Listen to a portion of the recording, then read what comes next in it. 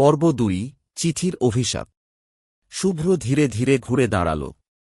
গা শিরশির করা ঠান্ডা বাতাস ঘরের ভেতর বইছে।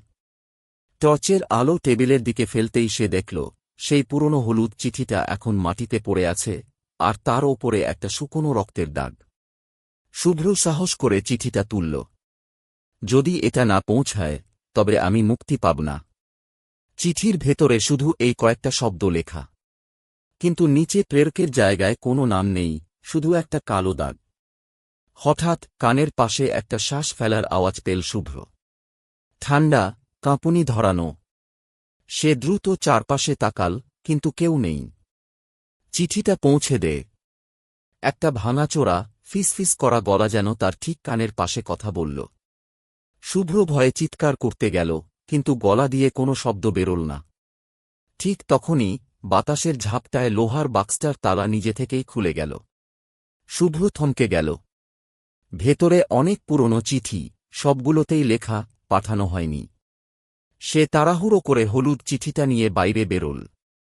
দরজা এবার নিজে থেকেই খুলে গেল। শুভ্র মরিয়া হয়ে দৌড় দিল গ্রামের পোস্ট অফিসের দিকে। কিন্তু সেখানে গিয়ে যা দেখল তাতে শরীর ঠান্ডা হয়ে গেল। পোস্ট অফিসের সেই পুরনো পোস্টমাস্টারের ছবি টানানো, আর তার ঠিক নিচে একটা নেমপ্লেট। অজয়বাবু 1985-2001। অজয়বাবু মানে যিনি ডাকঘরে মারা গিয়েছিলেন। ঠিক তখনই ছবির ভেতর থেকে এক জোড়া ফাঁপা চোখের দৃষ্টি যেন তার দিকে তাকাল। এবার আমি মুক্ত। শুভ্র আর থাকতে পারল না। হাত থেকে চিঠিটা ফেলে দৌড়ে পালাল।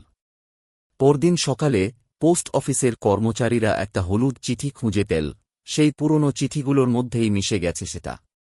আর অজয়বাবুর ছবির হাসিটা যেন একটু প্রশান্ত হয়ে এসেছে।